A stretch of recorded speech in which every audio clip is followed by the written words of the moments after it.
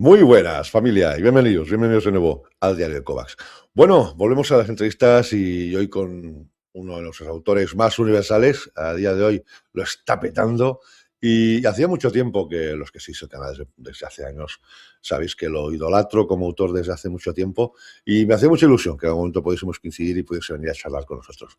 Y por fin ha sido posible y de verdad, para mí es un orgullo, un honor, un privilegio recibir a Javier Rodríguez. Bienvenido, buenas tardes. Bueno, buenos días Hola. todavía. Sí, ¿qué tal? ¿Qué tal? Aquí Pues estamos. bien, bien. ¿Cómo Muy vais? contento que estés aquí con nosotros, de verdad. Un lujo, un lujo. El Además, sobre gusto es todo, mío. mil gracias porque sé cómo vas de agenda y que hayas encontrado un huequecito para estar con nosotros, de verdad. Sí, Un lujo, un lujo. sí, Bueno, sí, antes de sí. hablar con el Javier autor, con el Javier Ujú. Jante, toca una de las preguntas de rigor, ¿no? Ah, hablamos del Javier lector, por ejemplo. ¿Cuándo recuerdas que te empezaste a aficionar a las viñetas como lector? ¿Recuerdas aquel día que abriste por primera vez unas páginas y dijiste, hostia, ¿qué es esto y tal? ¿Fue más progresivo a lo largo de los años? ¿Cómo recuerdas No, que se bueno, inició no, tu pasión? siempre. Porque además te constancia que eres un lector, os animo, y coleccionista Mm, además. Explícanos, Sí, explícanos. yo, a ver, crecí en un piso en el que había muchos cómics alrededor, porque mi padre compraba compulsivamente, entonces, bueno, aprendí a leer con cómics. O sea, recuerdo. De los primeros recuerdos que tengo es cuando empecé a entender lo que ponían los bocadillos, ¿sabes? Pero ya leía cómics antes de saber leer, o sea, leía las imágenes. Y, y no tengo un recuerdo así. Me acuerdo, pues claro, soy viejo, entonces me acuerdo los Don Mickeys, la colección Olé, o sea, los TVOs, ¿sabes? Sí. El PIF, el Spirú, o sea, lo que había era eso, ¿no? Y me acuerdo que de la que empecé a leer cayó en mis manos un TVO de superhéroes, uno de los primeros que fue el de la muerte de Gwen Stacy de Spider-Man, y flipé. O sea, también era como decir, hostia, no entendía nada, me parecía una maravilla, pero no sé, Un mundo me nuevo por fascinaba, descubrir, ¿no? sí, el mundo nuevo, sobre todo el rollo de episódico, ¿no? De decir, Claro. viene de algo que ya sucedió en un número anterior y va a seguir a otro. Eso me marcaría mucho, la verdad. Y, y nada, no sé, aprendí todo con los cómics. Aprendí lo que era la vida a través de ver TVOs, la verdad. Correcto. Y evidentemente, pues como cualquier chaval, pues empezaste a hacer tus garabatos, tus dibujitos, ¿no? Incluso y Hombre, tal, el ¿no? mortadelo, sí. Eso lo tengo por Pero aquí luego, detrás, en una caja. correcto. Pero luego Ujú. también tenías otra pasión, porque Javier Rodríguez ya de joven tenía muchas inquietudes, porque Javier Rodríguez, aparte de los Hostia. TVOs, hay otra pasión que tiene, que es la Mm. música, ¿correcto? Lo hacemos ya como apunte Eh, antes de entrar ya en tu batalla de autor. Ha Sí, sido otra de tus envidia. facetas, incluso has tocado, bueno, tocas todavía, no sé si ya no, pero o todavía tocas en la banda, pero que has hecho tus Mm. escritos, pero vamos, tela los vídeos que te sueltas en Instagram, vaya mano tienes, Pues sí, sí, sigo tocando, ¿ves? Todo esto, toda esta cacharrería, mi cuarto es un poco como un cash converter y, y adoro tengo un rollo fetichista con las guitarras eléctricas, lo reconozco, pero bueno, parece que tengo una colección brutal y en verdad tengo media docena, pero las quiero mucho. O Bueno, sea, son guitarras que vienen ahí, la mayoría de ellas me vienen acompañando muchos años y las cuido, las mimo y me encanta la electricidad, el sonido, la relación con los amplificadores, ¿sabes? Con la distorsión, con las reverbs. Me correcto. gusta mucho el rock, el blues, o sea que sí, tengo una pasión ahí. Sobre todo es la única actividad que cuando la hago no pienso en nada más, no pienso en nada. O sea, es una Simplemente actividad brutal. fluyes, ¿no? Te dejas ir y a disfrutar, ¿no? Y ya está, sí, sí, no tengo una relación de cero compromiso desde hace ya muchísimos años que lo vivo solo con disfrute, no busco rentabilizar ni sacar nada de ella, o sea que me encanta, sí, sí.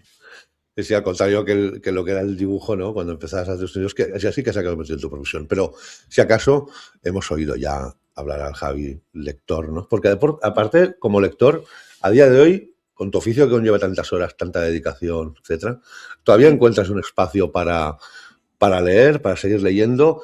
¿Te cuesta desconectar tu faceta de autor como lector? Es decir, te dejas ir por la lectura y dices, uy, mira, esto me ha encantado, uy, esto quizás yo lo hubiese hecho así. ¿Te cuesta desconectar o...?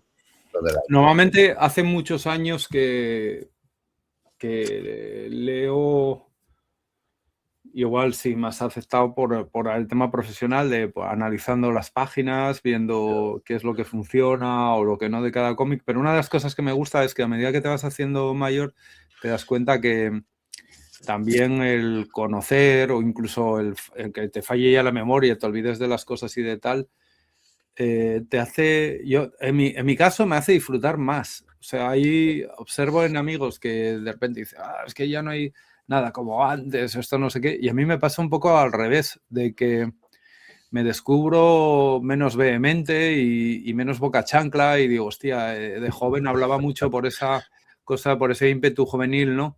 Y una de las cosas que me doy cuenta es que quizás tenga mucho que ver el que a medida que te haces mayor cada vez compites menos. Entonces, como no tengo un interés especial en la competición, en hacerme un hueco, en decir al mundo aquí estoy, claro, o en todo eso, pues también se refleja en la lectura, en la manera que leo. Y entonces soy mucho más agradecido porque no busco mejorar, por decirlo de alguna manera, claro, o improvisar eso, sino que me disfruto más con el accidente, con aquello que ocurre igual sin querer, con decir, hostia, cómo me gusta ver a este artista joven o esta artista joven fallando en esto, que es algo tan guapo porque claro, es lo que nos hace humanos, ¿no? Lo que nos hace personas, claro, correcto. Ese accidente y lo que nos hace distintos. Yo creo que, mira, con todo esto, y dará para el debate, pero con todo esto de las inteligencias artificiales y tal, cada vez vamos a poner más en valor eso, ¿no? El decir que por triste que parezca, no está todo programado, ni está todo correcto, articulado, ni todo responde a un plan maestro ni universal de nadie. Hay cosas que se hacen con el alma, ¿no? Hay cosas que se hacen con el alma. Y fruto del caos, ¿no? Y que a la hora de la verdad,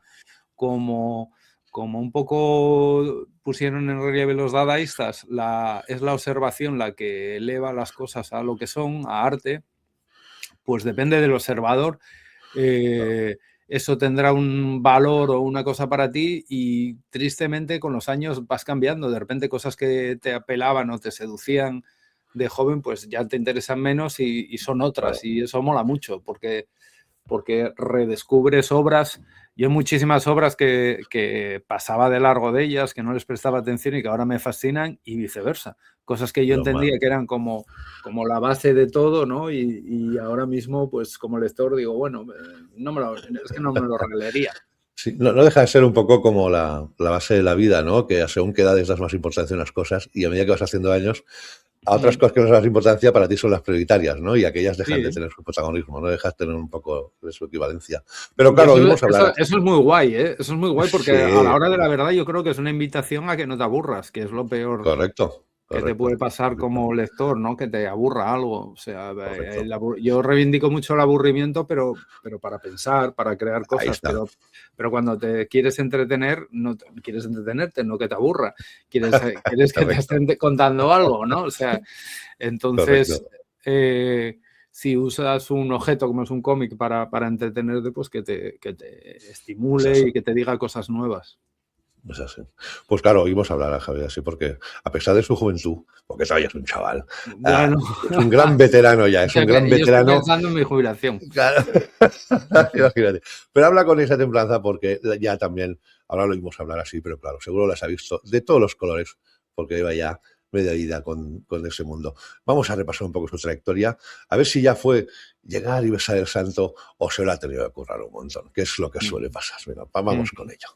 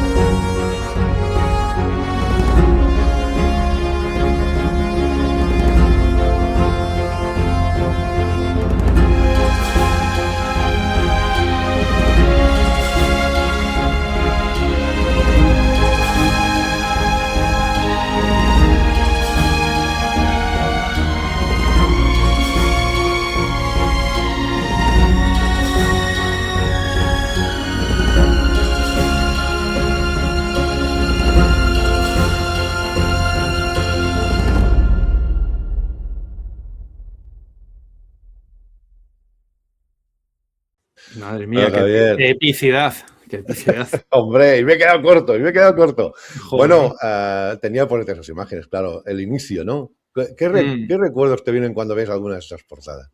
¿Cómo era ese Javier en aquellos tiempos? ¿Cómo fue ese Bueno, camino? fancinero, ¿no? O sea, joven, fancinero, y como se puede observar, pues lejos de tener algo todavía interesante que contar. Yo creo, estaba buscando un poco quién era. Bueno, con también este rollo testosterónico, ¿no? De los 90, que estaba, no sé, ahora lo veo y digo, joder, vamos, como motos, porque realmente pero bueno, con candidez. Tampoco envidio esas carreras de esa gente, no sé, ¿sabes? Cuando, yo qué sé, veo trabajos de Sequeiros, por ejemplo, de Santi, ¿no? Y dices, joder, con 18 años ya había un discurso ahí, ¿no? Formal, en la forma, en la estética, en la ética del trabajo, que pues, gente de mi perfil tardamos 20 años en adquirir, ¿no? O sea, pues eso. Correcto. Nada, empezando, pasteando, muy punky, con un acercamiento al dibujo autodidacta. Nunca me dio mucho más dibujar. Entonces, mi manera de acercarme al dibujo es un poco punky, es un poco rayar, ¿sabes? Un poco de dibujar, rayar y llegar a la forma y a la limpieza y a la estructura de la manera más sencilla posible, sin perder mucho tiempo en lo que a la hora de la verdad te da de comer pronto, ¿no? Que es el aprender anatomía, aprender perspectivas, aprender a empaquetar un poco el arte. Lo mío era bastante feísta porque realmente no estaba interesado en eso. No estaba interesado. Recordemos también, para los más jóvenes que nos estén escuchando, que tú eres parte de una generación en que cuando empezabas a intentar abrirte camino eran tiempos complicados, porque estábamos empezando a ver el fin de las revistas, ¿no? Que fue una etapa dorada donde mucho dibujante tenía trabajo. Aparte, recordemos que, claro, cómo lo vivió un asturiano, ¿no? Que en aquellos tiempos en que prácticamente todo el mundo editorial estaba en un único sitio, que era Barcelona, ¿no? Y ¿cómo fue un poco todo ese paso, ¿no? De tus fanzines y tus historias a decir, bueno, vamos a intentarlo, ¿no? Creo que quizá tu primera aventura, supongo que fue empezando con La Cúpula, ¿no? Quizás. Sí, a nivel profesional, bueno, enseñé en varios sitios. Bueno, tenemos que ponernos en la cuestión de que en los años 90 había una crisis enorme, ¿no? O sea, ahora Correcto. la gente no se acuerda, pero en el 91, 92, 93 había un paro enorme, no había dinero, o sea, Correcto. yo estaba en esa época de empezar a buscarte la vida. Y, jolín, yo, por ejemplo, el primer trabajo que tuve, que fue en la fábrica, ganaba un pastón, porque solo de hacer turnos y de peligrosidad y de tal, pues cobrabas bien. O sea, que un poco la gente, para ponernos en contexto, si de repente decías que querías tirar por un tema artístico, ¿no? Como podía ser los cómics, te tomaban por chalao. O sea, directamente. ¡Estás loco!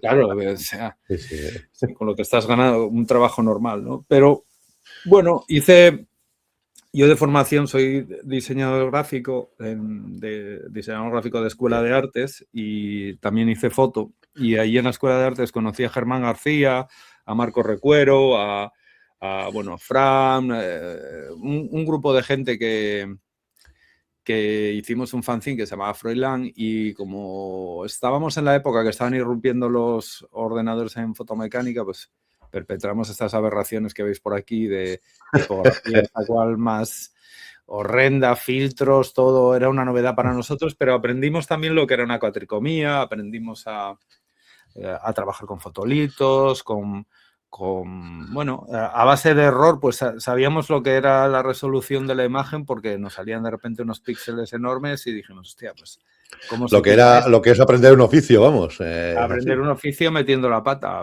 Claro. Y nos autoeditábamos esos cuadernillos que ves aquí, como el Love Gum, pues a base de publicidad de los bares donde parábamos, los distribuíamos nosotros, lo vendíamos y tal. Bueno, total, que yo en una de esas digo, bueno, pues tendré que empezar a buscarme la vida, y fui a La Cúpula. Había ido Germán creo que había conseguido ya un trabajo cuando eso, en el Víbora, Y yo le enseñé mis dibujos a Hernán Migoya, pero me dijo que eran muy fancineros, que no daban el estándar de la cúpula y que siguiera intentándolo. Entonces, bueno, me volví de esa primera entrevista y tal, y me puse a autoeditarme.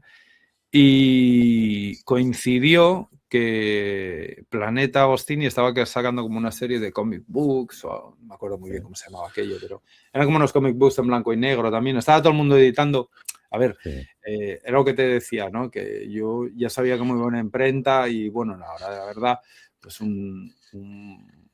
tú los pliegos van por 8, pues multiplicas un cómic de 32 páginas, coges y dices, bueno, un par de pliegos de imprenta en blanco y negro, tal, pues eran ediciones baratas. O sea, ya sacaba mucho comic book porque me valía 4 perras sacarlo, ¿no? Igual que en el Víbora estaba el Brut. Sí. Planeta sacó esto, Línea Laberinto. Coño, Línea Laberinto. Correcto, Entonces, Línea Laberinto. Entonces, para Línea Laberinto fui a presentar un proyecto a Sergi Gras.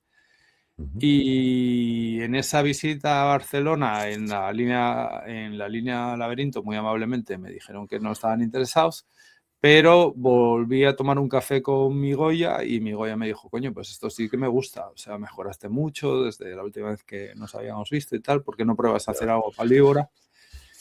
Y como veremos a lo largo de mi trayectoria vital, de rebote acabé dibujando en el Víbora, cosa que me gustaba mucho porque yo en casa el Víbora había sido como la revista, yo creo que era la revista favorita de mi padre, puede ser. Yo coleccionaba el número desde el número 1, me acuerdo cuando apareció por casa con el número 1. Sí. Porque con aquella portada de Nazario. Con la portada de Nazario, porque ese mismo día había comprado, no se me olvida en la vida, me había comprado el número 1 de Super López de la colección Olé. Hombre. Vinieron juntos. Que era el recopilatorio de historias cortas. Pero para que veáis los más jóvenes que nos estáis escuchando, incluso Javier Rodríguez tuvo de ir a visitar sitios, picar puertas, recibir en algún momento algún no y tal. Hasta muchos, que no, lo normal en mi vida fueron nos. O sea, si correcto. tengo que hacer un grandes baremo, éxitos, ¿no? un baremos, todos son nos, básicamente. Pero bueno, a ver, no sé, por suerte, tengo mi haber que entiendo que los criterios de las cosas, o sea, que las cosas no son por algo, ¿no? Y si alguien no tiene especial interés en ti, pues no lo tiene y ya está, de punto. Es así, o sea, o aprendes o no te queda otra. Es que no... Y la mayoría de veces aprendemos más con los nos que con los síes, porque bueno, siempre, con el error, ¿no? Es así, correcto. Y bueno, y para los que queráis descubrir algo, por ejemplo, de más cupulero, por ejemplo, de Javier, pues os dejo aquí, por ejemplo, a Comando la Realidad, que lo tenéis disponible en vuestra, lo podéis pedir a vuestro libro sin problema, que para que os dé idea, para la gente que se haga una idea que no lo ha descubierto, ¿qué se puede encontrar en ese Comprobando la Realidad? Bueno, este fue una invitación amable por parte de la gente de la cúpula a decirme que como guionista estaba fallido y que me pusiera en manos de alguien que escribiera, ¿no? Y Mauro me pusieron a Mauro, que yo a Mauro ya lo conocí, me acuerdo, como fan. Nos conocimos es que yo a Mauro lo conozco desde hace 30 y pico años, viniendo a un concierto de mi banda de aquella. Y bueno, era una serie... Fue mi primera serie en color, la primera vez que hacía un cómic en color a nivel profesional. O sea, que aprendí también del error. Sí. Luego hablaremos del color también, que también ha sido un tema. Y hombre, sigue siendo muy amateur. O sea, es un dibujo aquí te pillo, aquí te mato. Yo es que dibujaba donde podía y como podía. Bueno, ya os aviso que en esa entrevista oiréis muchas veces a Javier, bueno, tampoco es tan bueno, tampoco y para tanto, o de tal. O sea, la modestia es algo ya predominante. No, pero no es falsa modestia, es realidad. Bueno, evidentemente. Este es un cómic, por ejemplo, este cómic lo hice cuando a medio camino entre Gijón y Barcelona. Me mudé a Barcelona el año que empecé a dibujar este cómic. Y, joder, hay capítulos que los veo y me acuerdo perfectamente. Digo, mira, no lo pude acabar porque, o sea, está dibujado como estaba porque estaba dibujando encima cajas de cartón o porque esa semana estaba buscando piso y no tenía tiempo para dibujar. O sea, es que era así la vida, ¿no? Correcto. No hay un sentarse analizar, trabajar Correcto. tranquilamente en el estudio. Esto es alguien dibujando en donde puede, entre dos Y cuando puede. casas, Es cuando así, es así, puede, sin es un así. duro. O sea, Sí, sí, no tenía un chavo cuando hice este cómic, o sea, estaba así. correcto.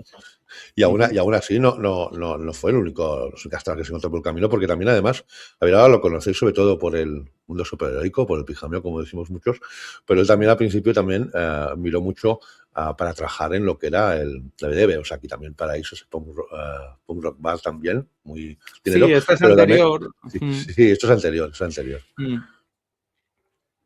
Y, Dime, perdona, que te he interrumpido. no, nada, estaba mirándolo aquí hasta que me pones. Sí.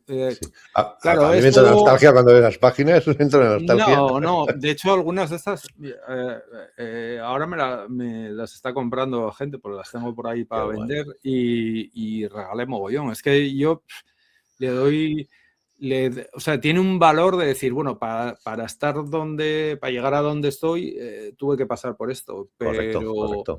pero lo veo como un trámite vital, o sea, Sí, no, correcto. Normal. no hay ese rollo de decir, hostia, me voy a sentar, voy a analizar lo que estoy haciendo. No, había una Sí, necesidad de decir, bueno, si no me quiero caer muerto en la sí, acera, sí, voy sí. a hacer lo que sé para sobrevivir Tengo que trabajar e intentar tengo que publicar. Esa era trabajar, tu prioridad. sacarlo y ya está. Sí, sí, sí. O Es sea, así, es así. y tal. Siempre con intentando respetar a quien me lea, pero de manera honesta digo que esto ya... Mira, si te fijas, es que hay cosas... cuando digo lo del dibujo no es por putade. Si te das cuenta aquí, yo dibujaba a pincel, dibujaba unos lápices muy sencillos y daba todo el acabado con la tinta negra con el pincel, ¿no? Correcto. Entonces, como trabajaba con láminas grandes de esta, eran láminas Sí, así, y no tenía dónde trabajar, no tenía una mesa para ponerme, o sea, no tenía dónde trabajar. Muchas veces sí, pero otras veces pues andaba entre aquí y allá o tal. Todas las caras y muchas escenas se tiran todas hacia la derecha, crean un ángulo, las caras tienen un rollo raro y una deformidad, que es que el lápiz es muy sencillo y el acabado es entero con el pincel y es la dirección de la mano, que yo soy diestro y el pincel y las caras, todo tira hacia la derecha y es por eso. O sea, son cosas así. Aquí me hace gracia porque, bueno, lo que se ve es un rotulado muy bueno, porque me rotulaba mi amigo Igor Medio. Hombre. De aquella dibujamos, compartíamos estudio y tal antes de mudarme a Barcelona y todos los cómics me los rotulaba él porque era buenísimo rotulando. Correcto. Nunca le agradeceré bastante el trabajo que me hizo. A mí me encantan esas páginas y además me recuerdan mucho a una de mis obras, pechinques, que es el Jaime Hernández y su Claro, Love and Rockets, ¿no? Era una Es influencia brutal. brutal, con la diferencia de que Jaime Hernández es un dibujante increíble y esto es Pusarra, porque es que de verdad que no es por nada, es que se ve, falta la base, ¿sabes? Falta el sentarse, el componer, el Correcto, correcto. analizar, Pero no disponías ni del tiempo ni de la experiencia que dispones ahora también. Claro, Es sí. es así. Y otra intentona que tuviste también es con la BD, con ese Wake Up, ¿no? Que con Desperta, ¿no? Que también fue otra de las cosas, porque tú estabas sobre todo también, te centrabas mucho en decir, vamos a ver si hay suerte en el mercado europeo, pero tampoco fue todo como te imaginabas, ¿no? No, y aparte que en este caso el Wake Up en verdad era una serie para el Víbora. Y Correcto, es verdad. era una serie que iba a hacer en el Víbora, pero me la fueron retrasando y un día conocí a Joan Navarro de rebote, ya tenía del Wake Up hechos como 4 o 5 capítulos y tenía que pagar el alquiler. Entonces Navarro me dijo que estaba sacando una colección nueva que se llama Colección 10 en Glenat y tal, y que le interesaba el rollo de historias costumbristas que sucedieran en Cataluña, en Barcelona, y yo estaba recién mudado, llevaba 1 año y pico viviendo en Barcelona, de hecho todo lo que se ve en Wake Up yo vivía en el Raval y la historia sucede en lo que yo tenía alrededor. Y cogí y eso hice. O sea, le fui amablemente, salí de la cúpula, o sea, podemos estar entre los que en el club de gente que estuvo en la cúpula, y me fui a Glenat con el cómic y ahí Navarro lo sacó en un álbum. Y efectivamente ahí empecé a mostrar ese interés por decir, bueno, a ver si lo puedo mover por por Francia o tal, pero bueno, estaba lejos, todo esto estaba muy lejos de mí porque yo estaba muy precario, o sea, vivía con muy lo justo, entonces Claro. no te creas que hacer grandes movimientos de pensar en Francia, pensar en viajar, pensar en... yo tenía mi micromundo ahí en el barrio Raval, que era vivir, pagar el alquiler, comer Es y así. poco más. Y poco Sí, más. sí. Y descubrí la ciudad, porque una de las cosas chulas que tenía en ese momento es que para mí Barcelona era...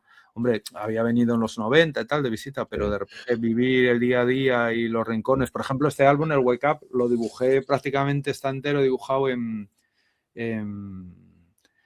el club de la peña de, joder, del Español que había en la Plaza Sí, Real. sí. Un bar, ¿te acuerdas que había? Que Sí, era sí, la sí, me Cruz de acuerdo. Peña del Español, Sí. que el precioso, no sé si sigue, me imagino Sí. que será Creo imposible que que no. porque También era... hablamos de una Barcelona que prácticamente a día de hoy no existe. Barcelona es otra ciudad a día de hoy. Para mi opinión, hablo de mi opinión personal, por desgracia, No, ya no no, es y lo que para era. mí, yo Sí, pasé sí, 20 sí. años en Barcelona Ese y... Barcelona de los barrios, esa Barcelona de tal, ya Mm, es otra Barcelona ahora, ¿no? Yo pero no diré ni peor, pero a mí no me no, identifico no, es tanto con otro ella. rollo, es otro Sí, rollo. sí, sí. Pero piensa Sí. también que era lo que me decían a mí cuando yo llegué en el 2001, que me decían, ah, pero es que esta Barcelona en la que tú estás ya no es la Barcelona de no sé qué. Pero Es verdad, es verdad. es verdad que Eso es hay un verdad. antes y un después, yo creo, de la irrupción de Internet y Sí, de cómo todo el negocio y el dinero se mueve de otra manera. correcto.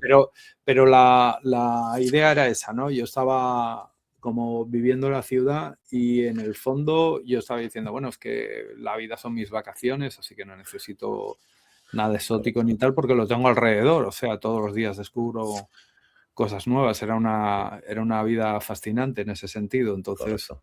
me lo pasaba bien. Y dentro de los proyectos, antes de entrar en el mundo ya superheroico y cruzar el charco, ¿no? Como se dice popularmente, que hablar de una obra también que quiero destacarla porque a mí me encanta y hace poco fue reeditada por Astiberri, que es ese maravilloso Miedo, ¿no? Que hiciste junto a David Muñoz y Antonio Tasorras, ¿no? Comunicado que no sé si ahora con la perspectiva del tiempo también eres tan crítico o no, o también le tienes un fuerte cariño. Yo creo que esta es mi primera obra que yo llamaría profesional. Bueno, O sea, el primer cómic que yo digo, bueno, aquí ya hay, ¿sabes? Incluso más que estaría entre este y el Wake Up, que digo, bueno, aquí de repente ya empiezo como autor a decir algo. O sea, ya no es palos de ciego ni querer imitar a este, al otro, o sopla por aquí, o no.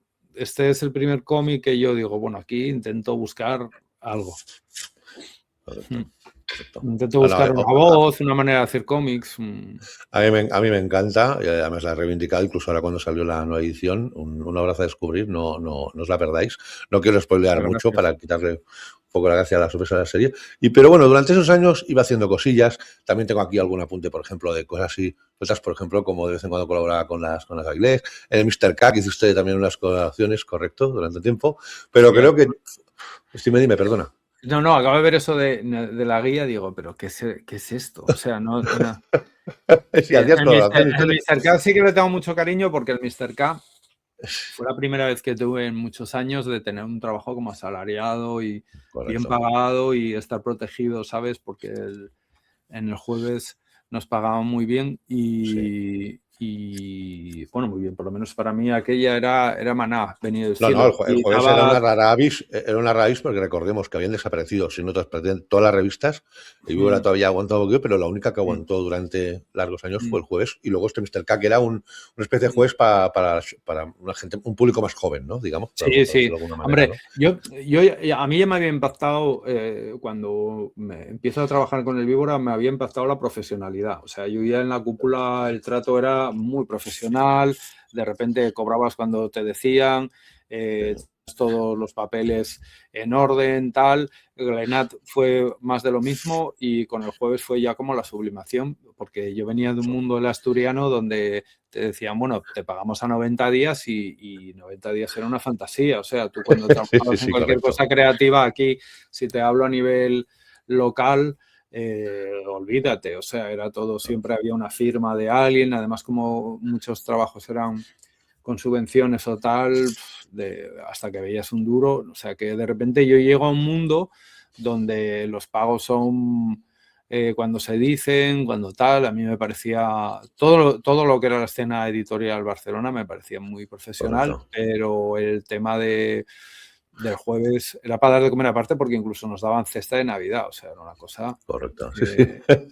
increíble, y donde me lo pasé muy bien. Además, la anécdota del Mr. K fue buenísima porque, si es que se puede llamar buena, más que buena diría simpática, no era tampoco buena, pero el día que me dan el trabajo fue el 11M del Ostras. 2004. Y yo me acuerdo que, como dicen ahora los americanos, el pitch de la serie, que era una serie de humor, lo tenía en la cabeza, pero me quedaba nada, escribirlo en un párrafo, juntarlo con los dibujos y marchar para la redacción del jueves, que había quedado con Michael, que era el director de Mr. K, a media mañana. Y me acuerdo de levantarme por la mañana y ponerme ahí a prepararlo, a pasarlo a limpio y tal, y de repente encendé la radio y aquello era una locura. Y además recuerdo que estaba en el Raval, se llenó de mozos, o sea, aquello fue tremendo. Y al ambiente de ir a presentar esto al jueves, que estaban los pobres, yo creo, ahí intentando cómo sacar algo humorístico del momento tan terrible que se estaba viviendo. Me acuerdo mucho de aquella presentación, sí, porque estaba el ambiente de funeral.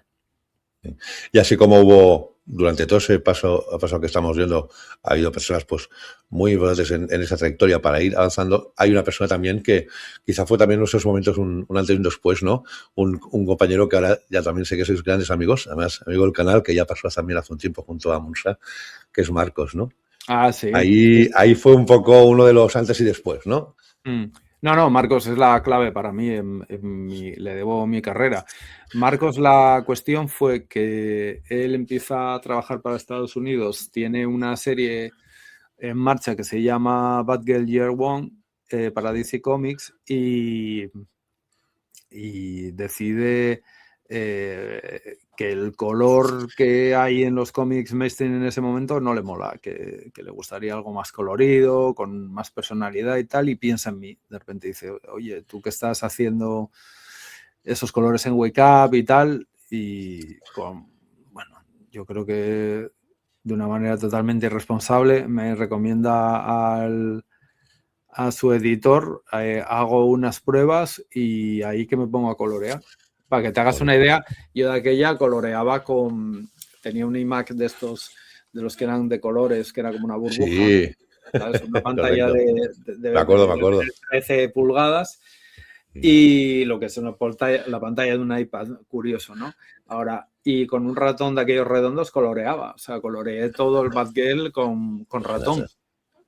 Todo eso que ves así como pintado está hecho como con el ratón ahí dándole, ¿sabes? Con un Photoshop pirateado, como no podía ser de otra manera, y haciendo lo que pude. Pero bueno, ahí empieza una carrera de colorista. Yo de aquella no sabía inglés y no había ni traductores, ni había nada. Entonces Marcos me ayudó muchísimo para hablar con los editores, para todo. Los editores también, bueno, santa paciencia de aquella, ahora que lo veo con el paso del tiempo. Pero bueno, me fui haciendo una pequeña carrera como colorista, cosa que pequeña. Me sigue fascinando, ¿eh? Me sigue fascinando ahora mismo. Desde luego, y es para porque además estamos hablando de un comicazo, ya también os he hablado de él en más de una ocasión en el canal. No, es imposible hoy poner todos los trabajos de colorista, todas las portadas que ha hecho durante todos esos años, es imposible, porque eso estaríamos horas y horas y horas. Pero bueno, estuviste un tiempo largo como colorista, y también fueron los años, ya me corregirás si me equivoco, con insabores, ¿no? Con momentos inolvidables para ti, momentos dices, ay, ¿de dónde no? Desde colaboraciones, por ejemplo, trabajaste con todo tipo de autores. Recuerdo también que has hablado mucho de cuando estuviste con Alan Davis, por ejemplo, ¿no? Que tuviste conversaciones también muy interesantes. También tuviste desde años, momentos emblemáticos cuando coincidiste con el señor Eisner también en alguna, pero esto ya convención. Sí, esto es del 95. Esto es de cuando me autopublicaba. ¿Sabes? Correcto. Cuando eso que poníamos ahí de... Correcto, y te estabas ahí con tu tema de colorista, pero también tenías, por ejemplo, proyectos que al final no acababas de poder realizar, ¿no? Como este Lolita, ¿no? Eran Bueno, así un a ver, poco... se hizo, a ver, Sí, Lolita HR, la historia de Lolita HR fue que Delfín Río, una guionista de Angoulême, contacta conmigo para trabajar con ella y tal, y presentamos un proyecto de álbum que se llama Lolita HR y lo presentamos a varias editoriales, pero todas de aquella, mi estilo les parecía como muy americano para la BD, que bueno, tiene gracia. Yo creo que sencillamente, no sé, igual no tenía todavía el nivel o yo qué sé, sí, para hacer correcto. una BD, pero Humanoides nos ofreció hacerlo en un formato como si fuera manga. Entonces empezamos a editarlo con Humanoides en una especie de revista loca que tenían, que imitaba un magazine de manga, un tomazo en blanco y negro que salía todos los meses con muchos autores, y yo hacía como 40 páginas al mes de Lolita HR, que son páginas Interesante. pequeñitas y tal, pero bueno, aún así, imagínate, es Pero eran como... unos años que no dabas abasto, porque entre tus... Claro, yo tenías estaba haciendo color y a la vez dibujaba esto, pero claro, hubo un claro. momento que Lolita, joder, era mensual y tal, y digo, bueno, pues bajé un poco el color, digo, pues coloreo menos, cojo menos trabajos de colorista. Pero ¿qué Sí, pasó? Que en ese momento Humanoides se va al garete, correcto. cierran, por decirlo de alguna manera, entran en concurso de acreedores y nos dejan una deuda brutal a todos los que estábamos Ostras, trabajando allí. Yo llevaba acumulada 3, 4 meses sin cobrar y me arruinaron. Entonces, claro. coincide con un momento también de crisis brutal, porque yo a lo largo de todos los años, pues siempre tenías bolos, como digo yo, pues estuve años colaborando con El País, igual estuve 10 Sí, años colaborando con El Tentaciones, tenías pues correcto. algo de arte de conceptos para películas, bueno, siempre había algo ahí que te complementaba el sueldo, pero no, en ese momento fue un momento de crisis total, estamos hablando en torno al 2008, me dejaron de ver tal, y entonces yo digo, mira, es que dejo de dibujar y me centro en el color, que es una profesión. Correcto. Y ahí fue cuando me metí, estuve en exclusiva unos años con Marvel, que es cuando Correcto. empiezo a hacer Alan Davis. Correcto, correcto. Y a partir de ahí, después de toda esta etapa de colorista, empiezas a hacer tus primeros trabajos también al dibujo, con sensaciones, porque te he oído hablar durante esos años de cómo recuerdas esas etapas, ¿no? Y, por ejemplo, recordemos tu momento en Spearman, pero también hablas con especial cariño de esa etapa, ¿no? De Daredevil, ¿no? Que aquí disfrutaste mucho, ¿no? Con el equipo. Sí, aquí era un equipo increíble. Empecé al principio con Paolo Rivera y bueno, aparte de que es un gran dibujante y me venía muy bien, una de las cosas que aprendes mucho coloreando gente es que como tienes que estar mirando hasta el último detalle, aprendes mucho de dibujo, ¿sabes? Aprendes mucho de cómo la gente soluciona cosas, cómo dibuja. Y claro, cuando te encuentras con gente así, pues como Paolo, o bueno, antes yo había trabajado con Marcos, con Javi Pulido, con amigos y tal, con Cano, y Correcto. había aprendido muchísimo de ellos, son todos grandísimos dibujantes. Pero lo bueno de Paolo y de esta gente fue que, no sé, o sea, de repente tenía una continuidad hasta el punto de que yo ya había empezado a dibujar algún cómic para Marvel, pero precisamente por estar en exclusiva no me daba el tiempo y eran todos una chapuza. Había hecho algunos Spider-Man y tal, pero eran de puta pena porque tenía que colorear a la vez y no podía Claro, dibujar y colorear 3 cómics al mes. O sea, era imposible claro. y ellos preferían que coloreara. O sea, en la editorial un momento que digo, oye, es que tal, y dice, no, mejor colorea. Pero en Daredevil coincide que Chris Samney, el dibujante de la serie, tiene que tomar unos meses de baja por paternidad y me dice el editor, oye, ¿y por qué no lo haces tú? Que estás en la serie de dibujarla, o sea, de colorearla y de tal. Y ahí me metí y al final acabé haciendo 7 números, yo creo que hice 7, Sí, 8 sí, números de Feelings y hay un momento que digo, oye, ¿sabéis qué? Que quiero dibujar, o sea, quiero sí, volver a dibujar, quiero volver a hacer cómics, quiero volver a ponerme las pilas porque había perdido mucha gimnasia claro. de dibujar menos Y les dije, voy a dejar de colorear y me voy a tirar a dibujar. Y me dijo el editor, mira, estábamos esperando que nos lo dijeras algún día y tal, así que... Mira, casualidades, Sí. por decirlo de alguna manera, que no casualidades. Y Pero ahí bueno, empezó. otro trabajo también que recuerdo con mucho cariño es este, ¿no? El Goblin, ¿no? Claro, este fue el primero. O sea, esta fue Sí, la sí, primera sí, serie sí. que me dan. Sí, sí. Correcto, correcto, Aquí trabajaba con correcto. Álvaro López porque yo no me fiaba de mi dibujo y Álvaro es un gran dibujante, buen entintador y Álvaro pues me empaquetó, hizo que todo lo primero que dibujara tuviera cara y ojos, ¿sabes? Que ese punto un poco fancinero que tiene mi dibujo, pues que quedará empacado de alguna manera y gracias a Álvaro, pues mira, hicimos proyectos como Correcto. este y estoy súper contento. Y hablábamos de un momento clave, por ejemplo, cuando se conoció con Marcos Martín, ¿no? Iniciaron el grupo y todo. Otro momento también, para mí, un antes y después también en tu carrera, es este, ¿no? Sí, sí. No, Una, aquí una serie como Spider-Woman, además tengo entendido que es un personaje que siempre te había gustado, siempre te había apasionado, mucho, y, sí. y una serie que había empezado y de repente te animan a apuntarte, ¿no? Al carro. Sí, esta fue buenísima porque cuando yo estaba acabando Hobgoblin y de repente veo que empieza Spider-Woman y era el mismo editor, Nick Lowe. Y digo, joder, pero ¿por qué no me dieron a mí esta serie? Si yo haría una Spider-Woman súper guay. Y de repente llega el número 5 y dicen, oye, ¿quieres...? O sea, acaba de anunciarse el 1, claro, porque van unos meses por Sí, delante. Y de repente me claro. lo proponen, ¿quieres entrar el número 5? Y aquí empieza un poco mi historia con Marvel en el sentido de que el denominador común de todos los proyectos que tengo a partir de ahora en Marvel pasan por lo siguiente.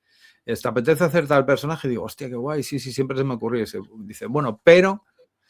Y entonces empiezan siempre peros, ¿no? Y en este era, pero el traje es distinto, Sí. pero no van a aparecer secundarios potentes, pero todo eran peros. Pero gracias a esos peros, precisamente de la necesidad surge la creatividad y yo creo que estoy muy agradecido porque gracias a tener que pues, crear un traje nuevo, un lore nuevo, Claro, personajes era un nuevos y personaje tal. con una iconografía muy concreta, un traje que además a mucha Mm. gente le encantaba y de repente cambiar el traje, la particularidad también del tema de la maternidad, un poco todo, era una serie bastante novedosa en aquellos momentos.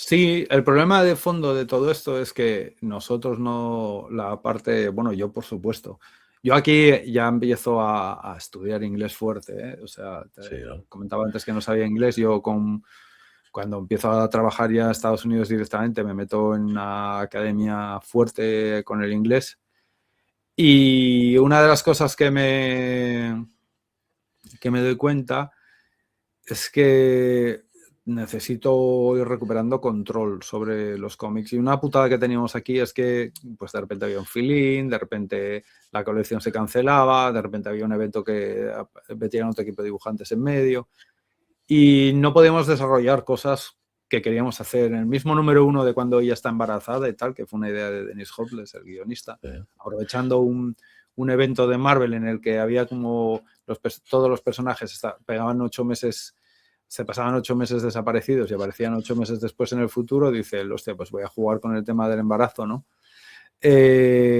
Una cosa que nos encontramos es que acababa de comprarlo Disney, Marvel, y estaban muy pendientes de las notas que pudieran venir de arriba. Y con Spider-Woman dijeron, mira, no puede ni andar en moto, ni estar cerca de un arma de fuego, ni cerca de humo, ni cerca de nada. De hecho, el número 1 empieza así, con ella mirando a la distancia lo que pasa porque no le dejan intervenir. Pero es que en el TVO la historia original era que ella sí intervenía, que sí había momentos de acción, incluso estando embarazada y tal, y nos dijeron que eso que tenía que cambiarse. Entonces el guionista, Dennis, se sacó de la manga Die Hard, la jungla de cristal en una maternidad en el espacio. Pero es una trama que vino totalmente después, porque la original iba de detectives, era la calle, era con una Spider-Woman superactiva, y de esa necesidad salió quizás la mejor historia de todas las que hicimos, que es la de ella yendo a parir. Y luego, paradójicamente, en la película esta de Spider-Verse, la primera vez que aparece Spider-Woman es todo lo contrario, o sea, montando en moto, disparando, en acción, sale embarazada, pero todo lo que nos habían Pero puesto como cañera. barreras ya no lo era, ¿no? También no sé si eres consciente que era una de las pocas alegrías para una... Yo digo mi opinión, siempre personal. Sé que también tengo muchos compañeros de igual que los que estáis ahí, que recordamos no con mucho cariño esa etapa de Civil War 2, ¿no? Porque al igual que muchas otras series, se tuvo que adaptar un poco a esos eventos y esos momentos que habían. Y es uno de los momentos Marvel que recordamos con cariño de toda aquella etapa, ¿no? Es un poco el peaje que hay que hacer también en esas mayors, ¿no? Que estáis creando una serie, pero os tenéis que adaptar un poco también a ellos en Claro, gracia a los eventos claro. globales, ¿no? Tienes que aprender a trabajar con eso también, sí, Correcto. sí. Y bueno, y lo que te decía, yo trabajando aprendo cómo son los cómics a todos los niveles, no solo el dibujo, trabajando en ellos. Entonces aprendí Correcto. mucho de lo que era Marvel, o por lo menos la visión que yo tenía de lo que era Marvel, de lo que era un TVO de superhéroes, cambia completamente en el momento que me pongo a trabajar con ellos. O sea, y va evolucionando, evolucionando, y voy sacando mis propias conclusiones que acaban en Historia del Universo Marvel, ¿no? Correcto. Que es cuando hago ya un análisis total de lo que para mí es Marvel como proyecto editorial. Correcto. Y de ahí a no parar de hacer diferentes series limitadas, desde este Doctor Strange y Hechiceros Supremos, por ejemplo, a que a mí me maravilló. O también, por ejemplo, y aquí quiero hablar sobre todo también de un tema, aparte de las construcciones de página, que hablaremos con otra obra sobre todo, esos números, el diseño de personajes. ¿Es algo que realmente disfrutas entre lo que más, o hay momentos que más bien se sufre el tema de diseño? Porque te has planteado en muchos proyectos a cambiar diseños de personajes, incluso crear nuevos, ¿no? ¿Cómo afrontas esa parte del trabajo? Bueno, yo creo que en todos estos, en los Sorcerer Supreme y en estos enrollos y tal, muchas veces era porque no podías usar IPs, ¿no? Como dicen ellos, de Correcto. más caras. Entonces, las colecciones, al ser más baratas, por decirlo de alguna manera, tener un presupuesto más bajo, tienes que apañarte con lo que hay. Y muchas veces pasa por rediseñarlo, por hacerlo nuevo, ¿no? Joder, me había olvidado completamente de esto de Royals. Mira, ahora que lo estoy Sí, sí, viendo. no. Esas entrevistas a veces sirven para decir, joder, cuánto he currado, ¿vale? ¿Cuánto he Sí, sí, currado? sí. Cuánto currado, porque no me acordaba de nada de estos muñecos. Otra serie también que me encantó, Exiles, Exiliados también. Esta fue durísima, durísima, porque yo Durísima. Sí. intentaba hacer algo y no era capaz Ya. no sé, falló un poco todo, pero intentaba tener el control del color, de tal, no pudo ser, de la narración, pero era como, fue una serie durísima esta. Y luego, claro, dices del diseño, cada episodio iba de un palo totalmente Es distinto. verdad. Además, trabajar con grupos de personajes, como es el caso, es una locura, porque esto la gente no lo sabe, pero los guionistas escriben y son muy pocos los que están pensando en una Sí, manera visual. La sí, aquello, mayoría. pasarte las páginas, venga, apáñate, va. Crea tu magia, ¿no? Como dicen muchas veces. Claro, crea tu magia. No, pero sobre todo, yo lo entiendo, pero sobre todo, claro, te encuentras con cosas tan locas como que, por ejemplo, hay una escena en una habitación donde hay 5 o 6 personajes involucrados y él está centrado en ponen a hablar a un personaje y se olvidan de que ese personaje luego siga ahí en la habitación, pero tú estás dibujándolo y estás viéndolos todo el rato. Entonces tú tienes que hacer que esos personajes hagan algo, reaccionen. Claro, es una cantidad de trabajo la que te da un proyecto de estos. Pues lo veo ahora y me dan vértigo las páginas. Yo no Hombre, para recuerdo. vértigo, has dicho las palabras, ahora por ejemplo vértigo, luego también locura, para locura de verdad creo, esto.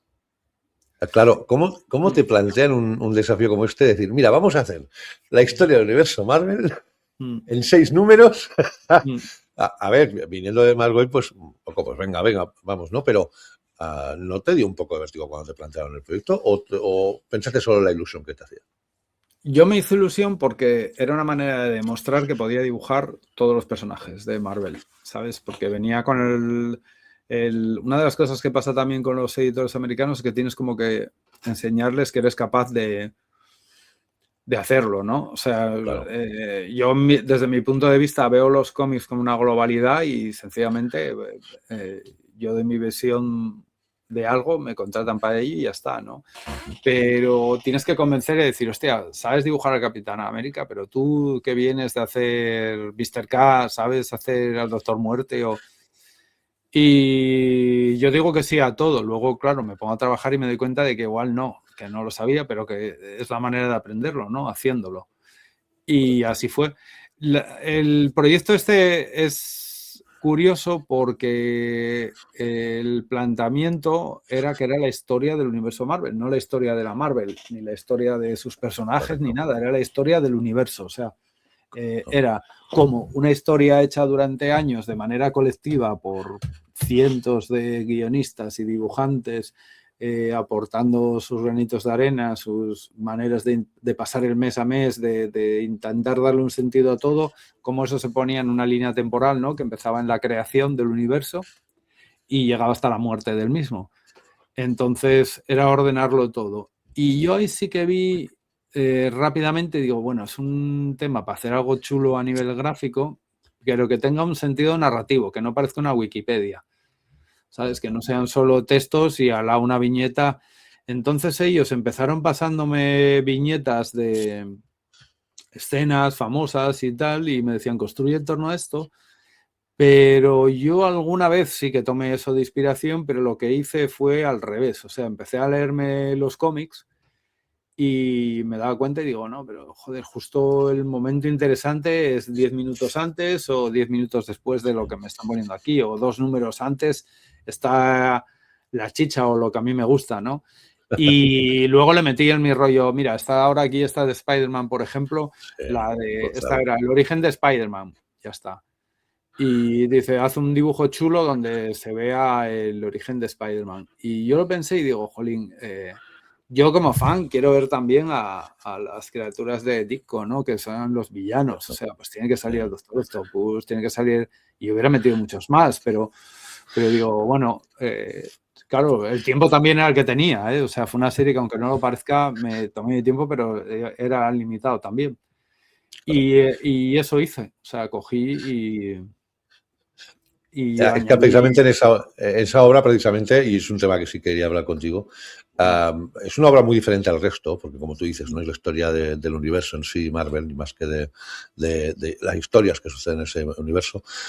Pero aquí hay una clara seña de identidad que muchos identificamos en tu estilo, ¿no? Y además, a mí lo que ha pasado los años cada vez más brutal, que es esa narrativa que utilizas, que huyes completamente, un poco, al menos es lo que parece, ¿no? De la narrativa simplemente cinematográfica, por decirlo de alguna manera, ¿no? E intentas utilizar todos los medios que para mí son únicos que destila el cómic, ¿no? Y creo Sí, que una de las cosas que más disfrutas es jugar con esos elementos, ¿no? sí, sí. No, yo hay una cosa que de un tiempo a esta parte, y además vengo haciendo bastante proselitismo sobre ello, que es que el cómic, esto, bueno, fue a base de muchas conversaciones con colegas, como gente como Javi Pulido, tal, lo tienen clarísimo, pero el cómic es un medio visual, más que nada, por encima de todo, y está construido en el espacio. A diferencia del cine o de los videojuegos o de otras cosas que están construidos en el tiempo. O sea, en el cine obviamente el espacio es muy importante, la composición, no deja de ser imagen, pero toda esa composición se sustenta sobre una línea de tiempo. Toda una película sucede, pues la pones, la proyectas y en esa hora y media que dura, 2 horas, sucedió la película. Un cómic no. Un cómic tú lo lees y yo puedo decir soy súper fan de Spider-Man y me tiro horas viendo esta página de la derecha y tú sencillamente la lees, la pasas y las dos experiencias lectoras son válidas, pero yo eché media hora y tú echaste 10 minutos. O sea, el tiempo no es el factor es el espacio, cómo la vista recorre la página. Entonces esa experiencia está más cerca del arte, está más cerca de observar un cuadro, de Sí. ver un edificio, de contemplar una superficie estática que de contemplar algo en movimiento. Con lo cual, Correcto. no quiere decir que no pueda ser evocador, pero pero el arte aquí es la captura, el momento está congelado, o sea, no está en movimiento. Entonces, esta idea de hacer el cómic como si fueran storyboards o de emular el movimiento de tal, es muy interesante y es muy chula. O sea, el arte secuencial que decía Eisner. Pero hay que poner en valor el cómic como arte espacial, que es lo que es. O sea, hay un espacio que se ocupa, hay un objeto que tiene una forma, que tiene una idiosincrasia y que tiene una belleza por ser el objeto en sí misma, no porque se mueva, no porque suene, no porque... Entonces, yo de eso me doy cuenta, empiezo a darme cuenta que está desaprovechado, o sea, desaprovechado, no, hay artistas enormes, ¿no?, que lo trabajan, pero que en el campo, por ejemplo, de los tebeos, se está dejando de lado. O sea, van pasando los años y algo que tenía un tebeo de superhéroes, que era ese empaque estético, ¿no? Ese gusto por la síntesis, por la información justa, por la potencia pop, si quieres, ¿no? Hay un momento que los cómics Marvel ponen, no sé si fue Stan Lee o quién fue el águila que dijo, hostia, estamos en un momento, el pop art está emergiendo, nosotros estamos ahí. Y es que es verdad, eran objetos populares y eran populares porque la información, el mensaje llegaba de una manera inmediata, y eso está ligado más que con una relación con el cine, está mucho más con el cartelismo, con la publicidad, con eso, con la pintura, Correcto. Con el muralismo. Y eso fue lo que intenté hacer en esta obra, llevarlo, devolver el cómic a eso. O sea, ¿sabes? Decir, vale, sí, es como una colección de ilustraciones, pero es un cómic, pero a la vez es un mural, pero a la vez es algo que tú tienes que recorrer con la vista. Correcto. Y a la vez narrar una historia. Es así. Claro, y es que para mí eso es el universo Marvel. O sea, el universo Marvel es algo que está sucediendo en un tubo, tú saltas en él en un momento de tu vida, te absorbe, te enganchas y te pasas ahí en ese tubo unos años de manera intensa y de repente saltas fuera y te das cuenta que no pasa nada. O sea, que enganches donde enganches, siempre hay una historia que está empezada y hay una historia que está por acabar. No, por eso cuesta tanto recomendar cómics de Marvel, ¿sabes? O sea, acabas recomendando los 2 o 3 experimentos que hay de intentar ser distinto, que es el Born Again y 4 cosas más. Pero el resto no va de una historia que empieza y una que acaba, sino que va de la experiencia, de meterte ahí dentro y decir, hostia, pues estoy en una etapa con los X-Men en el momento en que Ororo es la líder, el Profesor X está desaparecido, Coloso está haciendo no sé qué y de tal, y me marcho, y cuando vuelva dentro de 20 años, pues el líder será Magneto, Coloso le salió un tercer brazo, el otro no sé qué y tal, y eso es Marvel. O sea, intentar crear algo que no es eso, es ir en contra de la naturaleza misma de ese universo, y eso fue lo que intenté. O sea, no intenté, sino sí, eso, yo me acerqué desde ahí, desde esa visión. Quedó una absoluta idea. Yo cuando iba pasando los páginas no me lo podía creer, pero él no paraba porque se trabajos más, pues colaboraciones, trabajos más puntuales, alguna portada, algunas colecciones, algunas series. También me estoy lleno en 2 series que a mí me encantaron, que son esos Defensores, que a mí me maravillaron, que además dijimos, una de mis cabezas, ya lo sabéis, soy un gran amante de los Defensores clásicos, ¿no? Aquí con una alineación absolutamente diferente, pero bueno, ya lo vemos, ¿no? Lo que hablábamos, ¿no? Esas construcciones de página, serie brutal, y de ahí, casi de la mano, ¿no? Esos Beyond, ¿no? Defensores Beyond, o aquí traducidos más allá. ¿Disfrutas especialmente con esos Defensores?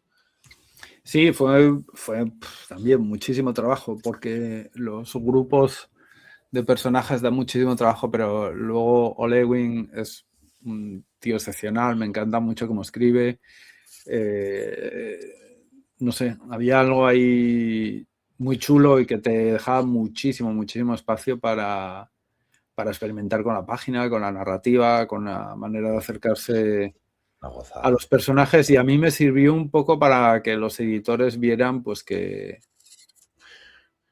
mi manera de hacer cómics no era igual eso, un dibujo espectacular, sino una sensación de cómic total, ¿no? Correcto. de que la experiencia lectora fuera plena. O sea, pierdo más tiempo en poner las cosas en la página que igual lo que sería el dibujo. Aquí ya con el primer número me doy cuenta de que puedo ir yo con todo, o sea, encargarme completamente de todo ya, dejo de colaborar con Álvaro, el dibujo pierde igual definición, o ese acabado ultra bonito que daba Álvaro, que es imposible de replicar, pero por otro lado tengo más control y creo que voy recuperando poco a poco frescura, que me quedaba un poco abigarrado todo, yo creo, porque lo relamíamos mucho en la parte... Unido a mi inseguridad del dibujo, pues Álvaro se lo daba ya como demasiado relamido yo para que él entendiera cómo yo dibujaba y tal. De repente aquí vuelvo a dibujar otra vez como dibujaba 20 años antes. Empiezo a dibujar con un lápiz, pongamos todas las comillas del mundo digital, donde sencillamente están ubicadas las formas y hago el dibujo directamente acabado con el negro. Y creo que empieza a coger, vuelvo a recuperar frescura, cosas que había perdido igual de cuando era chaval y que de repente me las encuentro otra vez de nuevo y digo, coño, mira, si sabía hacer esto, ¿sabes? Me había olvidado de que, sí, me había olvidado de que sabía dibujar así, ¿no? Y tal. Qué guay. Y bueno, y seguías, porque aparte, trabajos más así puntuales, por ejemplo, es maravillosas, es maravillosas páginas de dentro del Marvel Comics 1000, pero también con Cuatro Fantásticos. Sí. Una curiosidad, ese proyecto ya nos vamos a DC, que ahora hablaremos de varios títulos de DC. Cuando te plantearon ese proyecto que es Coral, ¿no? Que hay trabajo de muchos autores, te plantearon esas páginas de Harley Quinn con esa sincronía que ahora se lleva tanto, ¿no? Del blanco y negro y el rojo. ¿Te atrajo especialmente decir, a ver qué puedo hacer con los colores? O dices, hostia, bueno, he dicho que sí, a ver ahora. No vamos a engañarnos, esto fue producto de la necesidad y esto tiene mucho que ver con Defensores. Resulta que yo estoy con el número 1 de Defensores y lo tengo prácticamente acabado y llega el COVID. Y entonces mi editor en Marvel me dice que bajan la persiana y que se cierra. O sea, que tienen que cerrar la editorial y que quedan publicándose 3 colecciones, yo creo, 4 colecciones, que era Vengadores, Amazing Spider-Man, o sea, pero un porrón de colecciones menores que habían salido, como era Defensores y algunas más que no me acuerdo, pero se cerraban. O sea, directamente y digo, pero bueno, para siempre, tal, y dices que no sabemos, no sabemos lo que hay enfrente, o sea que esto es lo que hay. Entonces yo vi que en DC estaban publicando, aunque sea en digital, y dije, esta es la mía. Y yo tenía muchas ganas de pasarme a DC porque veía que había como mucha libertad creativa. O sea, que te dejaban, no sé, como más manga ancha, o por lo menos esa percepción tenía. Ya había habido como acercamientos, me habían sondeado, pero siempre estaba comprometido con cosas en Marvel. Yo soy muy más que de personajes y de cosas, es de equipo y con quien estoy trabajando. Y yo con Will Moss, que era el editor de Marvel, estaba encantado de la vida y tal. Pero claro, de repente acaba de ser padre en segunda hija, o sea, me veía en una situación, digo, yo tenía palabrado la serie de Defenders entera y me la cortan. Entonces cogí y fui a DC y me dijeron, mira, si quieres ponerte a trabajar mañana, tenemos esta de Harley Quinn, que es hacer una historieta corta, y digo, pues sobre la marcha, vamos. Y ahí me puse, me lo pasé muy bien, de repente me llevó a otros registros, yo venía de muchos años en Marvel de hacer historias de equipos, corales, con un lore brutal y de repente poder hacer algo que no tengo que fijarme en nada prácticamente, sino que es construir con 4 elementos, me encantó. Y resulta que en DC me dicen, bueno, pues si quieres, mira, tenemos feelings que era de Dreaming, para la serie de Vértigo, y con Willow Wilson, y Aquí el sueño, eso se llamaba. Y te apetece, digo, pero de cabeza. Entonces empecé a trabajar con Willow Wilson, unos guiones exquisitos. Yo creo, a nivel técnico, igual te diría que los guiones más chulos que me encontré en mi vida, de lo bien presentado, bien escrito que está. Y justo en eso se va el COVID, ya vemos por dónde tira, y me dice Marvel, oye, que retomamos los Defensores. Entonces, claro, yo digo, mira, guay, pero vais a esperar porque yo me comprometí a hacer 2 números con DC, entonces sí, vale, no, lo entendemos, esperamos. Y esperaron y yo hice los defensores, pero en DC me estaban ofreciendo cosas y yo me había visto muy cómodo pues con esto, como esto que ves aquí delante. O sea, de repente, páginas que Marvel no estaba haciendo, ¿no? Y hice los defensores Beyond. Íbamos a hacer una tercera serie para acabar un poco la historia y no quisieron porque le dijeron no había vendido todo lo que esperaban y dijeron que no hacían una tercera y el editor quería, pero desde arriba dijeron que no. Y entonces yo dije, bueno, pues en Marvel no había ningún proyecto interesante y lo que me ofrecían no me acababa de molar y en cambio en DC me estaban diciendo... Ah, esta es la mía, es el momento, claro. Claro, es que digo, es que tengo que hacerlo ya y lo vi claro, o sea, lo vi clarísimo. Entonces, fue cuando volví a escribir a DC y digo, oye, quiero volver a trabajar con vosotros. Y dijeron, vamos, o sea, lo que quieras. Y vaya proyectos que aparecieron, porque de repente también, ni más ni menos que con el personaje que lo empezó todo, ¿no? Hace muchos años, ¿no? Superman, Sí, ni más ni menos, bueno, ¿no? en verdad, el primer proyecto que me dan, para que te hagas una idea, es Zatanna Brindand the Ah, House. ¿ves? Y ahora hablaremos de ellas, ¿verdad? Sí. Claro, pues eso es lo primero que me dan, pero no es lo primero que sale. Pero Hostia, me lo dan, yo digo que sí, me parece la hostia, no me tengo que pellizcar porque digo, bueno, trabajar con Mariko Tamaki, una serie de Black Label, justo lo que yo quería hacer, de repente un personaje, no un grupo, tener yo el control de absolutamente todo, pero ¿qué pasa? Que cuando me voy a poner a trabajar, Mariko está con mogollón de trabajo y tiene que retrasar el guión de Zatanna. Entonces, en vez de tenerlo para noviembre, lo tenía para julio. Y digo, bueno, pues nada. Y digo, bueno, ¿ahora qué hago? Porque dije que no a Marvel, ¿sabes? Fui de pitch y dije que no a proyectos en Marvel y me dijeron, dice, tranquilo, que nosotros queremos trabajar contigo. a ver, tú pensando, a ver si me ha salido el tío por la culata ahora, me caché Me la mano. salió la jugada, me fui de guay, ¿no? Y me hice ahí el órdago, pero no. En DC me dijeron que ellos, que el interés era grande porque trabajara con ellos y dijeron, mira, tenemos esta historieta de Superman con Christopher Canwell, hizo un feeling de Starfire también.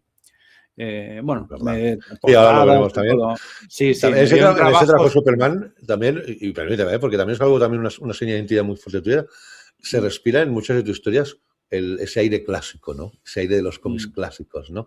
Disfruta especialmente porque sé que eres muy aficionado también al cómic clásico de superhéroes. Aquí era una premisa que te instalaron, fue una idea tuya de decir, venga, voy a darle ese toque que tanto disfruto. ¿Cómo fue un poco? O prácticamente te pasaron el guión y a partir de ahí tú mismo, Javier. No, me pasaron el guión y yo mismo. De hecho, tiene gracia porque lo hice clásico sin querer. De hecho, cuando empecé a trabajar este cómic no sabía que el personaje del aviador era un personaje clásico de DC. O sea, no me lo comentó el guionista y yo no lo miré. Y que era un personaje que había aparecido creo que en el número 1 de Acción Comics, de hecho, o en uno de esos primeros números, el Hop Horrigan este. Pero no, o sea, no, ese gusto por la forma y tal, es que veo los cómics como un todo, o sea, me interesa tanto Little Nemo como el último de Ana Galván, o sea, veo los nexos en común en cómo se usa los recursos y el espacio en todos los cómics. Pero una cosa que me gustó de este, por ejemplo, era bueno, lo mismo, que me encuentro en una posición de que de repente me dejan trabajar.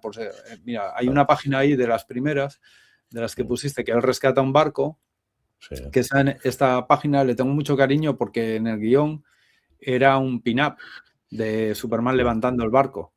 ¿Sabes? El guionista ponía que veíamos a Superman aparecer y que levantaba el barco del mar. Y yo lo pensé y digo, joder, es la primera vez que voy a dibujar a Superman en mi vida. O sea, era esta, la primera vez que lo dibujaba. Digo, ¿cómo puedo hacer que sea distinto? Y digo, hostia, y si irrumpe, ¿sabes? Se mete en el agua y coge el barco desde abajo. Y digo, mira, pin-ups de Superman hay miles, pero esta escena no. así que voy a dibujarla, ¿sabes? Alguna vez si alguien se dice, hostia, un Superman metiéndose en el agua, igual Nada, esa página cuando la vi me flipó esa página. Claro, ahí es posible que nadie lo haya visto, digo, pero puede ser muy guay que, claro, para levantar el barco se tiene que meter desde abajo. Y digo, voy a hacer eso. Y el guionista estaba encantado, dice, hostia, qué guay, no sé qué, yo te puse el pin-up porque seguramente, claro, ibas a dibujar Superman, que claro, saliera el Superman y digo, ya, pero bueno, es que Superman está en pin-up, está tantas veces dibujado que poco voy a aportar yo nuevo. En cambio, las aportaciones que puedo hacer, pues donde yo puedo jugar es en este tipo de cosas, que es donde pierdo el tiempo, ¿no? De observando. No, te quedó muy brutal, pero claro, lo que decíamos, ¿no? Eso salió un poco por el camino, pero a partir de ahí ya, después de esta maravillosa que hiciste con Superman, llegó ese proyecto que te hacía especial ilusión, ¿no? Que era Zatanna, ¿no?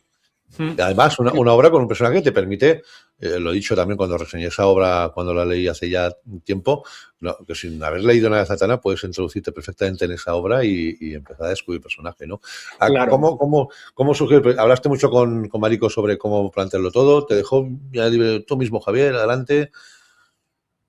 No hablé mucho con ella porque ella tenía mogollón de lío en aquel momento, pero este es un cómic que hablé muchísimo con la editora, con Andrea Sí, que estuvo muy encima del cómic y fue una ayuda increíble. O sea, de repente empecé a ver, había tenido editores muy buenos como Walker, como Eli Pyle, como... Bueno, tuve mucha suerte con los editores, pero es que Andrea Sí es otra liga, es una editora increíble.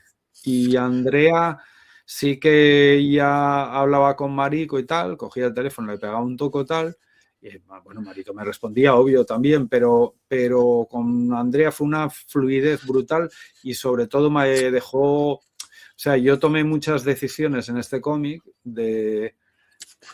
Cuando a Peña me pregunta, ¿cambias mucho del guión? A ver, yo no cambio del guión. Yo lo que hago es, cojo un guión y lo interpreto. Entonces, yo lo que considero que son los diálogos, las acciones principales y tal, no las toco. La planificación, por ejemplo, la división de viñetas, le meto bastante mano en general. O sea, y cómo la información está reflejada también. Porque no es lo mismo, lo que te decía, la idea visual de las cosas que... O sea, por ejemplo, tú un personaje cuando trabajas con algo figurativo, si quieres despertar una emoción en el lector, es difícil que lo hagas mostrándole la expresión del dibujo. Lo mejor es que no se la pongas. Cuando más imagine el lector, más va a proyectar de su ver ahí. Entonces, por ejemplo, yo qué sé, si un personaje dices y vio algo que le impactó tanto que se puso a llorar, ¿no? Pues igual, en vez de mostrarlo llorando, muéstrale lo que le impactó. Igual hay veces que tienes que decidir eso. O sea, que tienes que decidir y decir, bueno, al lector, ¿qué le enseño? ¿Cuál es el tono del cómic? En este cómic me costó mucho pillar el tono. Tardé meses Igual estuve 2-3 meses muy agobiado porque decía, hostia, ¿cuál es el tono de la historia? Y cuando se lo pillé fue como, aquí te tengo, ya no lo sueltas. Pero tardas, entonces cambio muchas cosas, o sea, meto aquí y allá, pero cambio en el sentido de que tú ves el guión y vas a ver que está todo lo que dice el guión está ahí, pero la manera de retratarlo, por ejemplo, lo cambio. Sí, a ver, no sé, por poner una cosa, ella se enfrenta con el padre y en el guión al final se enfrenta entre fuego, en el infierno y tal, y yo eso no lo vi. Entonces lo digo, pues, ¿sabes? No lo veo, un infierno. Veo el infierno de otra manera, no con fuego, los demonios igual. Pues de repente me atrajo mucho más el rollo este de máscaras que pudieran recordar como cosas muy antiguas, más que un demonio de ojos y cuernos, o sea, de rabo y cuernos y tal. Ese tipo de cosas. No, usted León, yo cuando flipé, y claro, nunca hace las obras esperando esos consecuencias, ¿no? Porque aparte del aplauso de los lectores y de la crítica, te parece eso, ¿no? Premio Eisner, ¿no? Claro, eso cuando llegas a ese punto ya dices, ¿qué me falta por hacer ya, no? Si supongo que eras el último que te lo esperabas, ¿no? Sí, no, yo lo de Eisner de Zatanna no me lo esperaba, vamos, ni de lejos, porque además, no sé, no tengo, lo digo siempre, y yo creo que los premios son de quien los da, no de quien los recibe. Entonces, mucho cariño a la entidad, pero no me esperaba que se fijaran en mi trabajo, no. Por eso.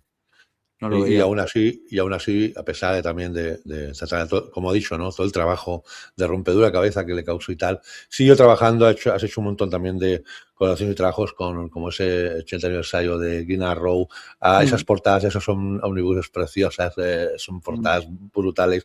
Incluso también te planteaste, te aceptaste también a afrontar una historieta también con las tortugas también, cambiando el rojo por el verde, ¿no? Sí. Pero también supongo que también fue una anécdota que también te resultaría curioso y gracioso.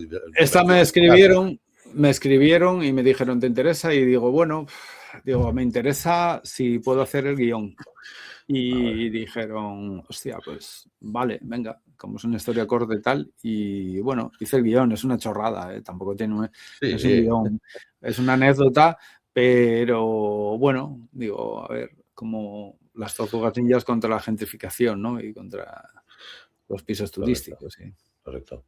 Y luego a partir de ahí, obviamente, también un montón de portadas, de opciones incluso para libros, de todo tipo de colecciones, para todo tipo de compañías, etcétera. Incluso lo que has comentado, ¿no? También esa Starfire, ¿no? Que hiciste también algunas paginitas. El tema de las portadas, que tanto trabajo has hecho, ¿no? Que aquí hemos puesto solo una pequeña selección. Las portadas específicamente son algo que disfrutas especialmente. También es verdad que es un trabajo que no te conlleva el trabajo que conlleva hacer una historia, no, me lleva más. De páginas. Sí, ¿no? Es que tiene la fama de que las portadas, sobre todo, es trabajo muy bien remunerado, no te lleva tanto tiempo, pero supongo también que tiene que ser un soplo de aire fresco para salir un poco de la inercia de estar haciendo páginas de historia, ¿no? A ver, mira, justo ahora estaba haciendo una de Batman, ahora cuando me tal, pero una variante de la colección de Batman, pero es que, a ver, la movida con las portadas es que da muchísimo trabajo. O sea, ahí donde lo ves te lleva mucho porque tienes que leerte el guión entero, tienes que meterte en la historia, tienes que pillar y luego te marchas. O sea, estás así de intenso 3-4 días y de repente marchas de eso. O sea, y lo dejas y ya está. Y dices, hostia, todo ese esfuerzo en un cómic normal te da para 20 páginas y aquí tan pronto vienes como que te vas, ¿sabes? Es así. Estas de Profane me gustaron, están simpáticas con el rollo son espectaculares, espectaculares. No he leído esa serie todavía, no he leído, pero vamos, solo por las portadas ya invita a decir quiero leerlo sí o sí.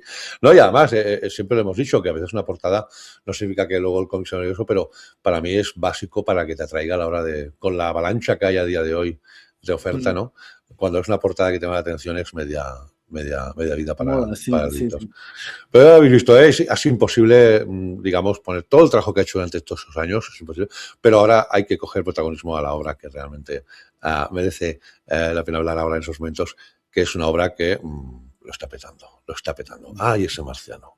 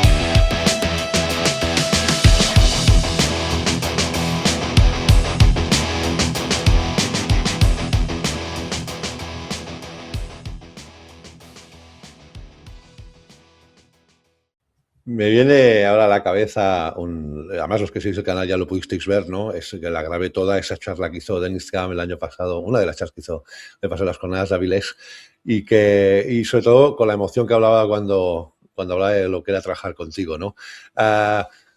Vamos, Martin Manhunter, una serie que lo está petando, que ahora en tus redes hace pocos días hiciste ya, hecho ya la última página, así y tal, y hablas, ¿no? Pues con esa emoción de ese proyecto que te ha llevado tanto tiempo, tanto trabajo. Pero ¿cómo fue un poco la génesis? ¿Cómo os conocisteis? ¿Cómo surgió ese proyecto de Absolute Martin Manhunter? ¿Cómo fue un poco la génesis de todo? Bueno, pues fue porque Dennis presentó, bueno, Scott Snyder le pidió a Dennis preparar un proyecto para Absolute Universe, ¿no? El universo este alternativo nuevo que estaban creando. Y Dennis me pidió como dibujante, tan simple como eso. O sea, cuando presentó el pitch, puso que el dibujante que él veía ideal sería yo. Él me había contactado hacía tiempo para hacer una portada de Assorted Crisis Events y yo lo iba dejando hasta el punto de que me había olvidado. Pero me había mandado un mensaje cariñosísimo diciendo que le flipaba lo que yo hacía, que patatín y patatán.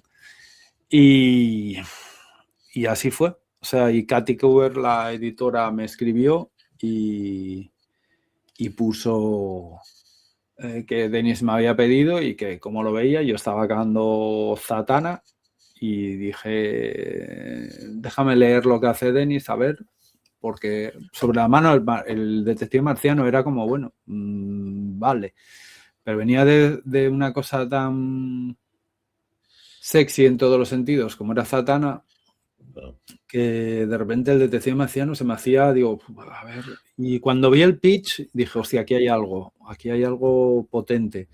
Y leí 20th Century Men y digo, aquí hay un escritor además, o sea, hay alguien que escribe muy bien y que yo no estaba acostumbrado a esto en cómics y cogí y me tiré de cabeza. Me tiré de cabeza y creo que acertamos, los dos lo pillamos con muchísimas ganas, muchísimas ganas de hacer algo. O sea, éramos conscientes de que de repente había una magia ahí, una sinergia brutal y que estábamos haciendo un TVO que caminaba solo. Es así, así. Yo ya he dicho, porque aquí nos juntamos, la gente que nos está viendo detrás de las cámaras, hay dos grandes grupos, ¿no? Los que van como yo, que es al ritmo de la grapa española, y los que están con sus previews y están un poco al día también de lo que ya ha salido en el mercado americano, ¿no? Pero explícanos un poco, porque nosotros lo teníamos, luego hablaremos del concepto, ¿no? De siendo lo que es los cambios que habéis efectuado, pero empezó siendo una serie en principio que estaba preparada para ser 6 números, ¿no?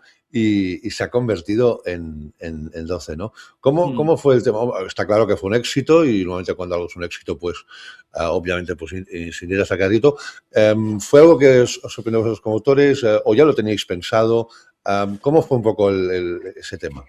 A ver, nosotros había mucha confianza por parte de Scott Snyder en lo que estábamos haciendo y cuando hice los layouts, los bocetos del primer número, la gente empezó a circularlos. Empezaron a pasárselos entre la editorial, porque yo hago los layouts en colores, con los textos, con los bocadillos y tal, y la gente empezó a leerlo y decía, hostia, este número es la hostia, este TVO es la hostia y tal. Y es que ya sabíamos, o sea, cuando sale el número 1, nosotros ya teníamos los 12 en mente. O sea, de hecho, el debate no era si hacer 12, 6 o 12, sino 12 o 18. O sea, pero bueno, la editorial lo había anunciado como una miniserie, pero es que el número 1 había vendido más en preventa que todos los números 1 del Detective Marciano juntos históricos. O sea, todas las colecciones que se había habido del Detective Marciano habían tenido juntas, no daban el número 1 de este. Entonces sabíamos que ahí había manga ancha. Y luego éramos conscientes de que el TVO era distinto. O sea, no lo sé. A ver, ahora yo creo que está descubriendo todavía nuevos lectores, de que hay gente que está descubriendo, pero realmente la propuesta era a por todas. O sea, en plan de saber que podíamos hacer algo distinto, moderno. Dennis también yo le pedí que me dejara mirar el guión y meterle mano. Lo mismo él a mí con el dibujo, en plan de la manera de acercarnos a las cosas y tal, y aprendimos mucho, sobre todo los primeros números, yo creo, haciéndolo muy sencillo, muy... quería hacer un cómic muy sencillo, muy... que, como decía yo, alto, con ideas elevadas, con conceptos complejos, explicados de una manera muy sencilla, ¿no? Esa era la idea. Y dentro de ese concepto de Absolute, ¿no? Que yo que más o menos los he leído, menos Flash he leído todas, y es puro Absolute, o al menos el concepto que tiene usted, ¿no? Porque reconoces lo que es el personaje, pero es absolutamente una historia diferente, ¿no? Es uno de los claros ejemplos, esa serie, de que en DC, como tú has dicho hace un tiempo, ¿no? La sensación que tenías como lector, ¿no?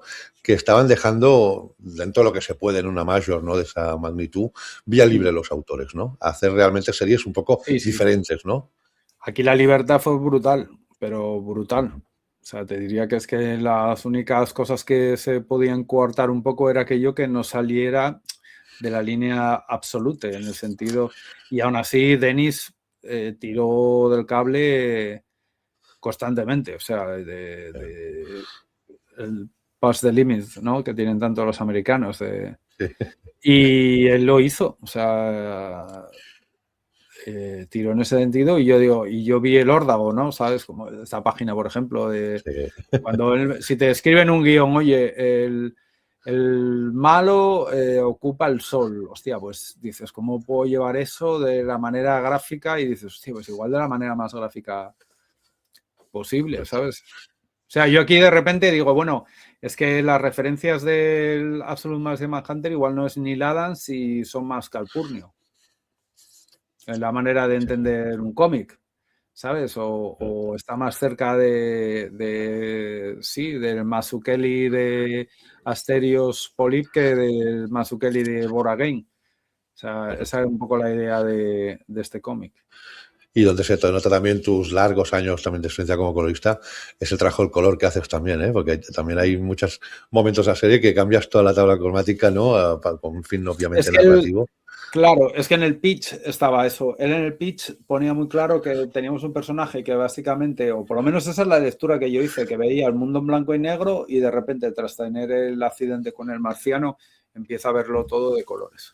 Yo lo que le pedía a Dennis, que es lo que le pido siempre y lo que ahora insisto mucho, y por eso estoy también a gusto trabajando con él, es que tratemos de manera inteligente a los lectores. Entonces, que no sobreexpliquemos, que ya esos planos de situación, de mientras tanto, en otro lugar, explicarle lo que es un agente del FBI, explicarle lo que es esto, lo otro. Vamos a dar por supuesto que todo el mundo ya lo sabe. La historia empieza donde empieza, de manera deliberada, ¿sabes? Y recuerdo que en el primer guión venía ahí, pues vemos al hombre entrar en una cafetería, se siente a pedir un café y digo, no, vamos a quitar todo eso, empezamos con la explosión, porque ya sabemos lo que es una cafetería, ya sabemos lo que es un agente del FBI, correcto, lo sabemos todo.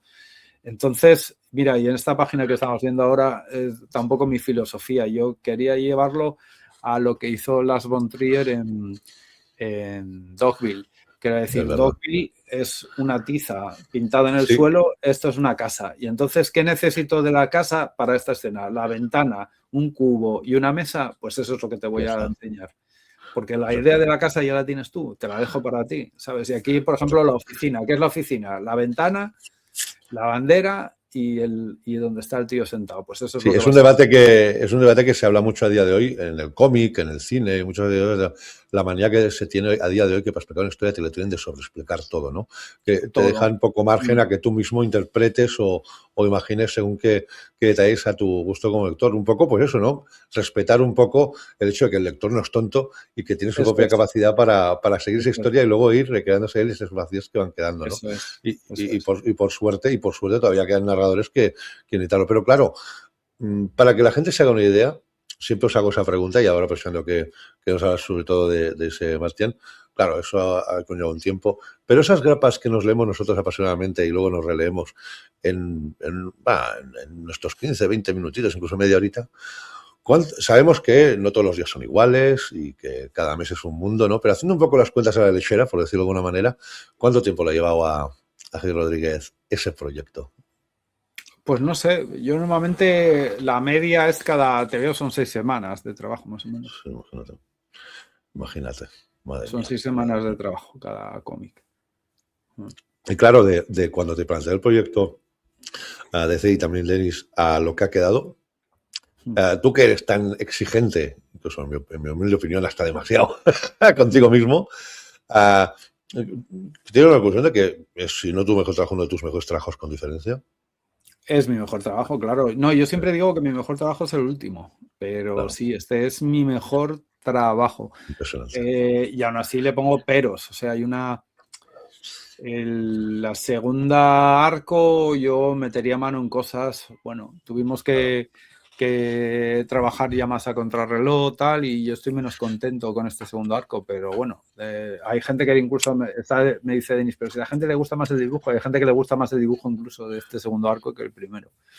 Y bueno, ya sabemos que para gustos colores, ¿eh? También eso siempre... No, y luego también pasa una cosa, ¿sabes? Que cuando te metes con unos personajes nuevos y tal, cuando llevas dibujos muchos números, es verdad que el dibujo mejora una barbaridad porque muchas cosas que en el principio eran desafíos de cómo hacer las expresiones, los movimientos, aquí ya lo tienes muy por la mano y es verdad que eso mejora en general todo. Tienes un trazo más guay, o sea, todo, correcto, cuando estás un tiempo en una serie. Pero hay hallazgos en los primeros números que son magia, ¿eh? O sea, que a día de hoy a mí se me hace raro de cómo lo conseguimos. Sí. Y de ahí que no paráis, no sé si es consciente de la cantidad de ojos que estáis recibiendo, incluso en algún rico del mundo como Italia, habéis recibido ese bello que quizá no es tan popular como otros, pero joder, a mí me parece precioso y es guapísimo, es, sí. Es una preciosidad, pero claro, también igualmente no has parado, sigues haciendo portadas, sigues haciendo incluso para discos también, proyectos, etcétera. Pero bueno, sabemos por tus redes que tus sucesores ya están asegurados, o sea, ya ahí en casa tienes gente que ya está haciendo sus pinitos, pero ya para finalizar, porque ya me he excedido el tiempo que le había prometido a Javier, después de todo lo que hemos visto, lo que hemos repasado, así resumiéndolo muy rápido, todos los sinsabores y alegrías que has probado y tal, ¿cómo está Javier Rodríguez a día de hoy? Con toda la ilusión y la misma fuerza que aquel chaval que hacía fanzines y luego intentaba ir a Barcelona y tal, o son muchos años ya y muchas guerras a las espaldas. Estoy cansado, pero ahora estoy en un momento bueno, sí, a nivel creativo, o sea, me gusta lo que hago. Me gustan mucho los cómics que estoy haciendo, lo que tengo por delante es un reto a nivel profesional, igual es el más grande, el que vamos a hacer ahora, o sea que sí, bien. Con la misma ilusión de siempre. Con la misma ilusión de siempre, vaya, que los años ahora me llegan otras cosas, pero la ilusión no. Me gusta mucho hacer cómics, lo paso muy bien, la verdad, no voy a mentir. Y después hablábamos de esa cosa imprevista, ¿no? Que te pasó con Zatanna, ¿no? Que es Eisner. Obviamente ha sido noticia también hace unas semanas. Joder, ¿a qué no ha sido nominado? Yo, para mí, la noticia sería ¿a qué categoría no ha sido nominado? ¿No? Sabemos, estamos hablando de nominaciones, evidentemente, el nivel de muchas de las obras nominadas es brutal, o sea, es la competencia, pero claro, supongo que si te sorprendió a nivel de las nominaciones de Eisner y el premio Eisner por Zatanna, lo que ha pasado este año de momento con las nominaciones, ¿quién se lo iba a pensar, no? Yo, a mí no me ha sorprendido, porque la reacción tanto de crítica como de ustedes ha sido brutal, pero supongo que estáis un poco... Ha pasado este estado de shock, ¿no?, de la noticia. Sí, a mí ¿O te lo ves desde una perspectiva lejana y tampoco...? No, yo esperaba, Denis, que estuviera nominado en todo porque trabajó mucho este año y tal, pero sí, no, la verdad que abruma, ¿no?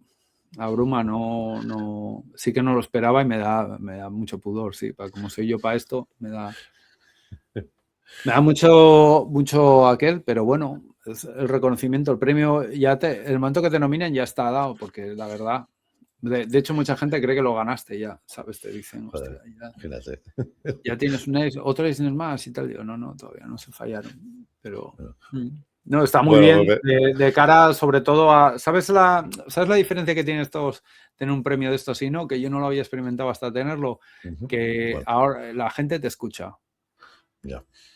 cuando tienes un prestigio de esto, de tal, de repente hablas y la gente te escucha, te presta atención. Lo mejor de los premios, ¿no? Muchas veces la repercusión luego, ¿no? O sea, que puedes tener un poco lo que le pasa a los actores con los Oscars, ¿no? Que a lo mejor para algunos no es el premio que les hace mayor ilusión, pero es el que más repercute, ¿no? En su carrera. Yo sobre todo es que cuento así estas cosas de majaradas, de lo importante de la composición en la página, del espacio y todo eso, y lo cuentas en un Eisner y dicen, bueno, el típico pira, lo cuentas con un Eisner y te hacen caso, ¿no? Entonces yo eso lo valoro positivísimamente.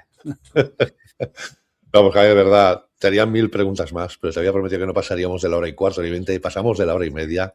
Sí. Desde las 1000 disculpas, no, pero de verdad, Javier, ha sido un honor, ha sido un honor. Espero que sea la primera de alguna más cuando se tercie, cuando sea el momento. Yo encantado y me encanta ver cómo te lo curraste y todo esto está muy bien. No, tío. Contrario, tío. De verdad, un lujo.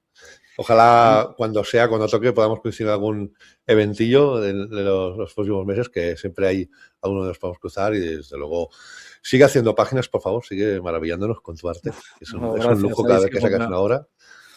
Yo la verdad, como lo necesito para mí, para vivir, pues ahí seguiré. Es así. Y si no, luego tendrás tu ratito con tu guitarra para desconectar de todo y dejar de ir también. Eso es verdad. No nos olvidemos también los placeres. De verdad, 1000 gracias. Ahora sí, dejamos ya a Javier de descansar, que ya toca. Ahora pongo la cartela y nos despedimos en privado, pero ahora sí, ya, dejémoslo tranquilo. Y nada, próximamente, pues más entrevistas, más directos, etcétera. Vamos con ello. Sobre todo lo más importante, como siempre, buenas lecturas y ser felices siempre. Chao. Chao.